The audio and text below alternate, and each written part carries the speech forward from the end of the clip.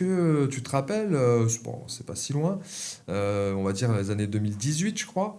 Est-ce que tu te rappelles comment le projet il est arrivé? Pourquoi Ebios Risk Manager? Je dirais que là, j'étais plus à l'Annecy, mais ça s'est fait en grande concertation entre le club EBIOS et l'Annecy.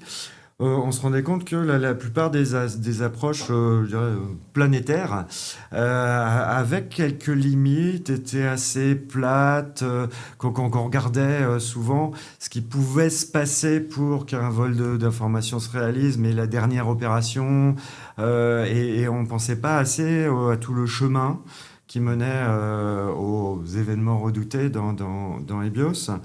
Ça, c'est un aspect. Ensuite, il y a vraiment tout un aspect culturel, d'un historique aussi lié aux historiques des responsables sécurité des systèmes d'information, qui pour une bonne part venaient plutôt de l'informatique. Puis on se rendait compte qu'il fallait de plus en plus voir de l'organisationnel, voir de la protection des locaux, etc.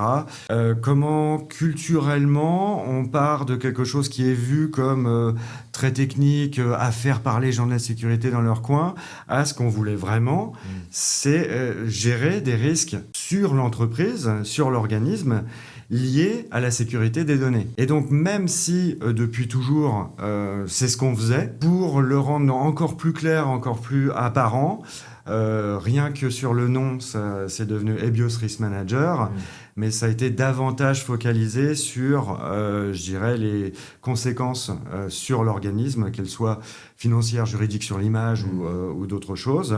Et on a beaucoup développé la construction de scénarios, ce qui faisait quelque chose de beaucoup plus versatile, beaucoup plus réaliste.